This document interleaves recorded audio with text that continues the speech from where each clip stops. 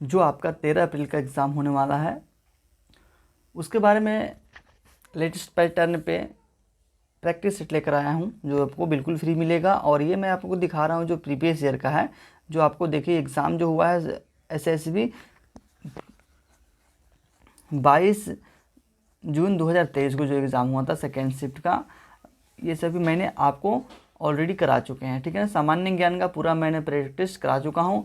और आप लोग चाहते हैं कि लेटेस्ट जो पैटर्न के अनुसार लेटेस्ट जो जिस बुक से सबसे अधिक या जिस पिछले साल में सबसे अधिक जो पूछा गया, इस बार जो पूछा गया है, किस बुक से पूछा गया और कहाँ से पूछा गया है, उसी के मुताबिक फ्रेंड्स आप लोग का ये तैयार किया गया है। तो आइए हम देखते हैं जिनका जो 13 अप्रैल का एग्ज़ाम है। बिल्कुल आप लोग क्या कर ले, एक बार सब्सक्राइब कर ले और बेल आइकन ऑन कर ले, जो भी आपको नोटिफिकेशन आता है या जो भी आप लोग को नोटिफिकेशन वीडियो में अपलोड करता हूँ, ताकि आप लोग तक पहुँचे और आप लोग उसका जो बेनिफिट ले सके। बिल्कुल ये फ्री, आपका फ्री ऑफ कॉस्ट, भी कोई भी इस पर चार्ज नहीं लगने वाला है। आप चाहें तो इसका प्रैक्टिस सेट जो मैंने कराया है आप ले सकते हैं या करा सकते हैं, जिसमें आप लोगों को बिल्कुल फ्री टेस्ट सीरीज मिलेगा। वो मेरा टेलीग्राम चैनल पे अवेलेबल है या मेरा ऐप्स जो है उस पर अवेलेबल है, आप लोग देख सकते हैं। आइए हम बात करते हैं इसके बारे में। ये जो यहाँ की ये रीजनिंग स्टार्ट होगी, उसके बाद आएगा मैथ आएगा, उसके बाद जनरल नॉलेज, उसके बाद हिंदी। 4 सेशन में इसका एग्ज़ाम लिया जाएगा। तो अब क्या मालूम, पहले जो देखा जाएगा क्या ओपन होता है, रीजनिंग ओपन होगा कि हिंदी ओपन होगा, कि आप लोग कहीं से अटेम्प्ट कर सकते हैं। ऐसा भी होता है, जो भाई लोग रीजनिंग करना चाहता है रीजनिंग कर ले, जो मैथ करना चाहेंगे मैथ कर लें। और एक आवश्यक सूचना यह है, आप लोग के लिए इम्पोर्टेंट सूचना यह है कि आप लोग का एडमिट कार्ड डाउनलोड नहीं हो पाया है अभी तक, तो आप मेरे कॉन्टैक्ट नंबर पे करके डाउनलोड करा सकते हैं, कर सकते हैं। खुद से मैं डाउनलोड करके दे दूंगा आपको। मेरा ये कॉन्टैक्ट नंबर है लास्ट में 82 है, तो आप लोग चाहें तो कॉन्टैक्ट करके अपने से डाउनलोड करा सकते हैं। ओके, चलिए हम आगे बढ़ते हैं और आगे बढ़ के देखेंगे इसका जो प्रोसेस है, जो लेटेस्ट पैटर्न है, लेटेस्ट मॉक टेस्ट है, लेटेस्ट प्रैक्टिस सेट है। पूरा आप लोग को 100 क्वेश्चन इसमें मिलेगा, लेकिन 100 क्वेश्चन कराने में समय लगता है, इसलिए मैं सेशन वाइज करा देता हूँ। ओके, तो आप लोग कोई भी कमेंट में आप लोग को लगता है डाउटफुल या इशू हो, तो आप कमेंट सेक्शन में जाके अपना फीडबैक देख सकते हैं। आइए हम आगे बढ़ते हैं। जो पूछ रहे थे कि सबसे अधिक कहाँ से प्रश्न पूछे, देखिए आर्टिकल से आपको प्रश्न रहता है, आर्टिकल से आप लोग को 2 प्रश्न आप लोग को पूछा जाएगा। तो आर्टिकल आप लोग देख लीजिएगा, जो ये आर्टिकल नहीं पढ़े वो जरूर देख लीजिएगा। यानी कि सामान्य भूत जनरल इंटेलिजेंस ऐसे करके आप लिखोगा। जनरल अवेयरनेस, भारत के राष्ट्रपति उच्च न्यायालय से परामर्श ले सकते हैं। ये किस अनुच्छेद में कहा गया है, किस अनुच्छेद में लिखा गया, किस अनुच्छेद में नहीं थे, आप लोग बोल सकते हैं। तो भारत के राष्ट्रपति जो हैं उच्च न्यायालय से परामर्श ले सकते हैं, किस में है, तो 143 में आपको उल्लेख है और 43 में उल्लेख है। और इसमें 1, 2, 3 के तहत 1, 2, 3 के तहत जो होता है, राष्ट्रपति जी हैं अनुच्छेद के तहत अध्यादेश जारी करते, क्या करते हैं, अध्यादेश जारी करते हैं। 54 के इनके निर्वाचन मंडल पद्धति के बारे में सब बताया गया है। नेक्स्ट क्वेश्चन देखिएगा, भारत के पहले एकमात्र चुनाव आयुक्त कौन थे? चुनाव आयुक्त कौन थे, यानी इलेक्शन कमीशन मिशन जो होता है, इलेक्टेड जो चुनने वाले जो होते हैं, वो भारत के पहले एकमात्र कौन थे? तो आपको ऑप्शन दिया गया है, 4 ऑप्शन दिया गया है। हीरालाल जयकानिया, जय करियप्पा, श्री राधे कृष्ण और सुकुमार सेन। तो आपको याद रखना है, जब भी चुनाव की बात की जाए तो सुकुमार सेन पहले एकमात्र ऐसे व्यक्ति थे। निम्नलिखित में से किस देश फीफा विश्व कप उपविजेता रहा है? तो ये आप लोग को उपविजेता पूछ सकता है, आप कहाँ आयोजित हुआ ये भी पूछ सकता है, जिसमें आप लोग को पूरा अवार्ड मिला है ये भी पूछ सकते हैं। तो आइए थोड़ा सा हम इस पर चर्चा कर लेते हैं, ये फीफा के बारे में। तो ये देखिए 2022 में जो हुआ था, इसका पूछ सकता है कितने नंबर का खेला गया, मैंने कितना नंबर में इसका इस बार कितना नंबर को बताइए। 2022 में ना ये 22वां ही नंबर का खेला गया। कितना नंबर खेला गया? 22वां नंबर का। अगला जो होगा 4 साल के बाद ये,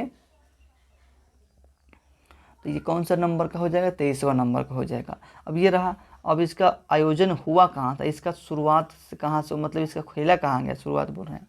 ये आप लोग को एक निश्चित स्थान है जो दोहा कतर में इसका खेला गया, दोहा कतर खेला गया।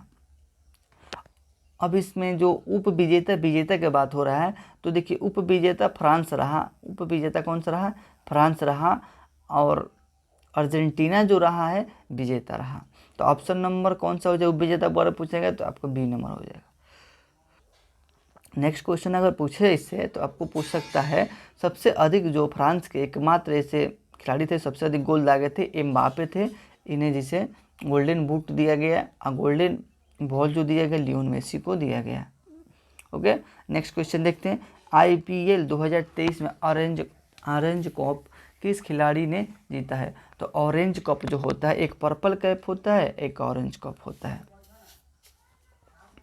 तो ये ऑरेंज कप किसे दिया गया? मोहित शर्मा, शुभमन गिल, मोहम्मद शामी और राशिद खान।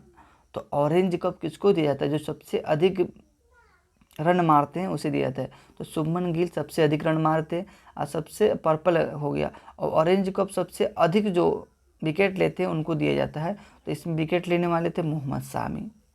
अब IPL के बारे में थोड़ा सा मैं बात कर रहा हूँ। IPL की जो इस बार संस्करण रहा, यह 15वां संस्करण रहा है। IPL का 15वां संस्करण रहा है। और इस बार विजेता जो और उप विजेता रहा इसमें, तो CSK विजेता और GT जो गुजरात जो रही है ये उप विजेता रही। और ये IPL का 16वां संस्करण था, ये भी आपको याद रखना है। हॉर्नबिल महोत्सव मनाया जाता है, निम्नलिखित में से उचित विकल्पों जो चुने। तो हॉर्नबिल महोत्सव जो मनाया जाता है आपको, ये नागालैंड में मनाया जाता है। आप लोग डेली एक कमेंट कर दीजिएगा, जो डेली एक प्रैक्टिस सेट करना है, मॉक टेस्ट लगाना है, तो आप लोग एक बार कमेंट सेक्शन में कमेंट कर दीजिएगा। तो आप सर जैसे भी हो आप लोग कमेंट करके बोल दीजिएगा। तो मैं आपको लेटेस्ट मॉक टेस्ट के अनुसार जो सबसे अधिक जो पूछा गया उसी के अनुसार मैं तैयार करके आपको बताने का प्रयास करूँगा। हॉर्नबिल बारे में पूछा गया, तो देखिए हॉर्नबिल बारे में पूछा गया, तो ये आप लोग नागालैंड मनाया जाता है। आप लोग 2011 से जनगणना के जो भी प्रश्न बन रहा है उसको देख लीजिएगा, जो प्रश्न आपको जनगणना से आपको जरूर मिलेगा। भारत के किस राज्य में सबसे अधिक पेट्रोलियम का भंडार पाया जाता है? आंध्र प्रदेश, उड़ीसा, महाराष्ट्र और गुजरात। ये चौथा नंबर ऑप्शन हो जाएगा, गुजरात में सबसे अधिक पाया जाता है। कौन सा भारतीय राज्य अपने उत्तर पश्चिम और दक्षिण में बांग्लादेश से घिरा हुआ है? तो ये आप लोग को त्रिपुरा है। ये भी ऐसे भी पूछ सकता है, त्रिपुरा है। क्वेश्चन ऐसे भी करता है, कौन सा ऐसा राज्य जो बांग्लादेश तीनों उससे घिरा है? तो त्रिपुरा ही है। विश्व स्वास्थ्य दिवस का विषय क्या है? हमारा ग्रह हमारा स्वास्थ्य, हेल्थ फॉर ऑल, हमारी जिम्मेवारी, उज्ज्वल जीवन। तो हेल्थ फॉर ऑल ये जो आप लोग को 2 नंबर हो जाएगा। 7 अप्रैल को मनाया जाता है। निम्नलिखित में से कौन सा खाना पकाने का एक पर्यावरण अनुकूलन तरीका है? मतलब तरीका जो है पर्यावरण के अनुकूल ये है, तो आपको बता देना, इसमें हम बताना है जो पर्यावरण के साथ इसमें मदद करता हो। तो ऐसा कोई ऑप्शन है आप लोग के पास, तो आप लोग कमेंट सेक्शन में आप लोग क्या करें, टेस्ट देने बैठते हैं ना जब भी, तो आप लोग एक नोटबुक लेकर बैठा करिए प्लीज़। चलिए मैं बता देता हूँ इसका। यहाँ प्रेशर कुकिंग है, सोलर कुकिंग या माइक्रोवेव कुकिंग, ईंधन कुकिंग। तो सोलर कुकिंग जो ये आप लोग को पर्यावरण अनुकूलन है। पर्यावरण दिवस के बारे में बात किया जाए तो ये पर्यावरण 5 जून को हाल ही में अभी मनाया गया। 5 जून को मनाया जाता है, प्रत्येक साल 5 जून को मनाया जाता है पर्यावरण दिवस। नेक्स्ट क्वेश्चन देखिएगा, भारतीय संविधान का कौन सा अनुच्छेद भारतीय नागरिक को भारत के पूरे क्षेत्र में स्वतंत्र रूप से घूमने की अनुमति देता है? तो ऑप्शन नंबर ये इसका देखिए फटाफट, मतलब कौन सा ऐसा आर्टिकल है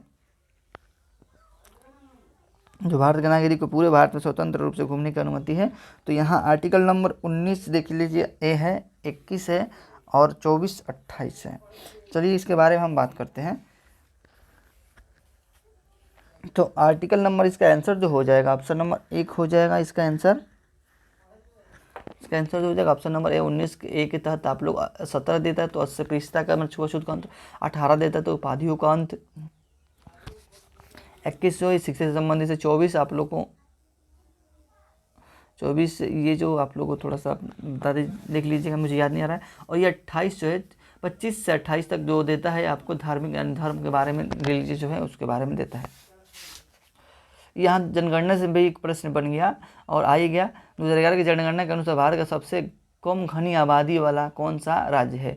सबसे कम पूछा है, और सबसे अधिक पूछे तो ये आप लोग को क्या हो जाएगा, बिहार हो जाएगा। सबसे कम पूछा है तो ये सबसे कम आपको सिक्किम दिया है, गोवा दिया है, आंध्र प्रदेश दिया है और गुजरात दिया है। तो सबसे कम आबादी, घनी आबादी वाला, तो इसमें आप लोग का ऑप्शन जो हो जाएगा ये 2 नंबर हो जाएगा, गोवा हो जाएगा। और जातीय जनगणना कराने वाला हाल ही में किसने, कौन सा राज्य है, तो ये बिहार हो जाएगा।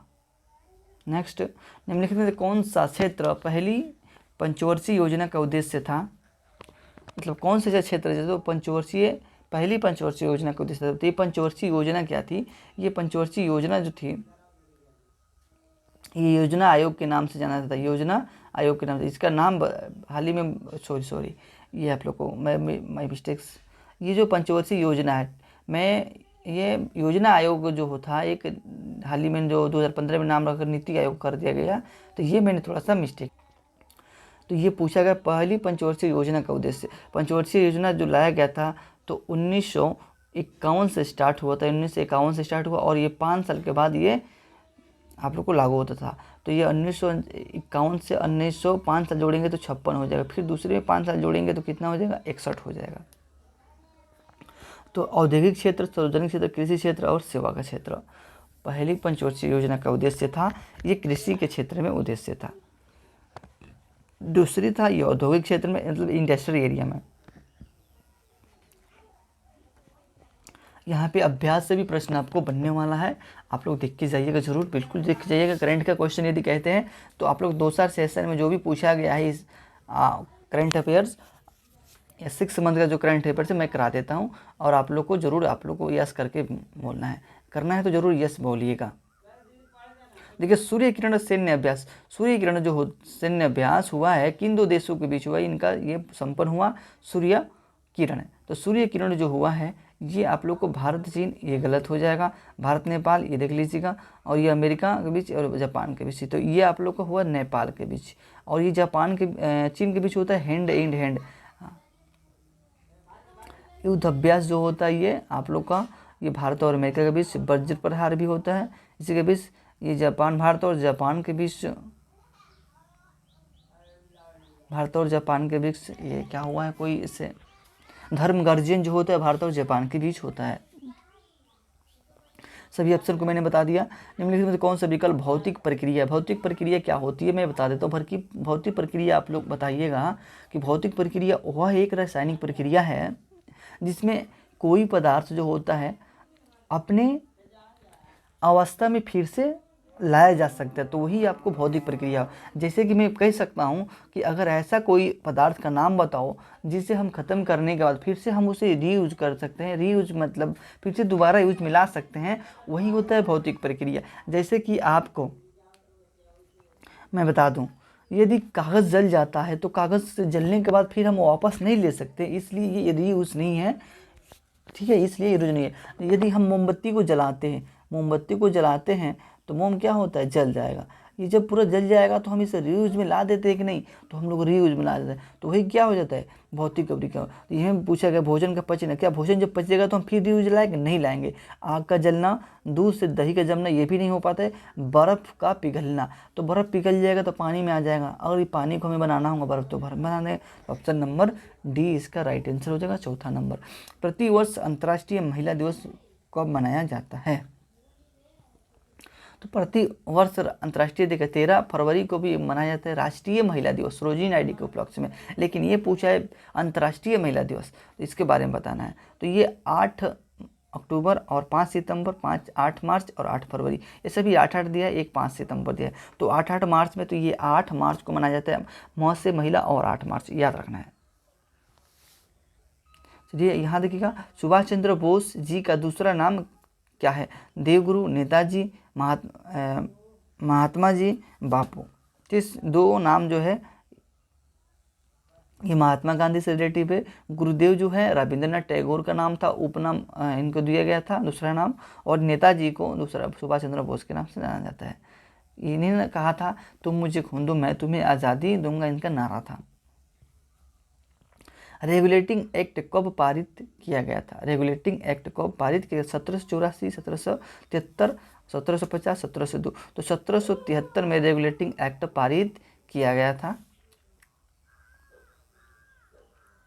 निम्नलिखित में से भारत के बाघ अभयारण्यों में से एक यूनेस्को में बायोरिजर्व के रूप में घोषित किया गया, दुधवा, पेंच, पन्ना, कन्हा। तो ये आप लोग का आंसर नंबर जो हो जाएगा ऑप्शन नंबर 3 हो जाएगा। नेक्स्ट क्वेश्चन देखते हैं। और ये देखिए दुधवा जो है बाघ संरक्षण के लिए है, ये पेंच आप लोग को ये मध्य प्रदेश, पन्ना जो है ये आप लोग को टाइगर रिजर्व है, कन्हा के इसलिए जो ये जो नीले गाय वगैरह होती है उनके लिए संरक्षण है। हेनलेक्स पासपोर्ट सूचकांक 2022 में भारत का स्थान क्या है? तो हेनलेक्स पासपोर्ट में 2022 में भारत का स्थान इसमें कितना रहा? तो ये आप लोग को भारत का स्थान जो रहा है इस 87वां स्थान रहा है हेनलेक्स पासपोर्ट में। ओके, तो चलिए यदि आप लोग 50 क्वेश्चन करना चाहते हैं तो आप लोग कल से आप लोग ज़रूर कमेंट करिएगा या इवनिंग टाइम से कमेंट कर दीजिएगा कि आप लोग करंट अफेयर क्या 6 मंथ्स का क्लास अभी तक करना चाहेंगे। तो यदि करना चाहेंगे तो ये करंट अफेयर से ही लिखकर करंट अफेयर लिखकर आप यस प्लीज़ भेजिएगा, ज़रूर बड़ी संख्या में आप लोग भेजना है और थोड़ा सा शेयर करना जिनका एग्ज़ाम है कि क्या मालूम ये मैंने बहुत मेहनत से तैयार करते हैं। यहाँ से जो आप लोग प्रश्न यदि देख कर भी जाते हैं तो समझिए आपसे 1-2 क्वेश्चन आपको यहाँ से मिलता है। अगर आप अच्छे से पढ़ के जाते हैं समझिए आपका एग्ज़ाम जो है अच्छा जाएगा। ओके ना, यहाँ सभी प्रकार के मैंने इनिशिएंट से लेकर लेटेस्ट करंट अफेयर तक आप लोग को मैंने इंक्लूड कर दिया था। चलिए आप लोग को SW में 5 क्वेश्चन मैं देता हूँ, ज़रूर कमेंट सेक्शन में कमेंट करके बताइएगा। और ये आप लोग का जो क्वेश्चन जो रहेगा यहाँ पे जब मैथ का भी क्वेश्चन आप लोग को देखने को मिलेगा, तो मैथ का क्वेश्चन यदि करना चाहेंगे तो मैथ, और यहाँ से आप लोग को हिंदी का जो स्टार्ट होता है तो हिंदी का यदि करिएगा तो मैं कल आप लोग को टोटल फुल क्वेश्चन कराने वाला हूँ और कहिएगा तो मैं टोटल फुल कराऊंगा। ओके, ये हिंदी का सेट है। आपको नदी का पुल्लिंग, हाथों हाथ में समास, ये देख लीजिए कहाँ से प्रश्न बनेगा, जलज देख लीजिए। तो ये आप लोग को इम्पोर्टेंट लग रहा है कि नहीं? जल का पूछता है तत्सम तद्भव, कभी किसी परवासी पूछता है तद्भव पूछता है। तो ये सभी मैं अगर पढ़ाऊँ और बताऊँ तो आप लोग को डिटेल्स में बताऊँगा ताकि आप लोग को सटकली एक स्टूडेंट तरीके से मैं बताऊंगा, ये टीचर के माध्यम से नहीं बताऊंगा। ओके, स्टूडेंट का माध्यम से क्या होता है, अगर कोई टीचर नहीं समझा पा रहा है तो स्टूडेंट ज़रूर उसको लड़के को समझा देता है, तो मैं उसी माध्यम से समझाने का प्रयास करूंगा। तो आप लोग को क्या राय है ये कमेंट सेक्शन में कमेंट करिएगा। तो आज की वीडियो यहीं तक क्लोज करते हैं। और वीडियो ज़रूर अच्छी लगी हो, प्रैक्टिस सेट ज़रूर अच्छा लगा है, फ्री करना चाहते हैं तो आप लोग शेयर कर दीजिएगा, ये आपकी SSB जॉब के लिए है। ओके, यदि आप शेयर करते हैं, देखिए किसी के साथ अच्छे करते हैं तो आप लोग को साथ ही अच्छे होने वाला है, ये मेरा दवा है, ये मेरा एक्सपीरियंस है। आप लोग करके देखिएगा, ज़रूर आप लोग को भी कोई अच्छा फीलिंग होगा। कोई किसी का मदद करते हैं तो क्या होता है, अच्छा फीलिंग होता है।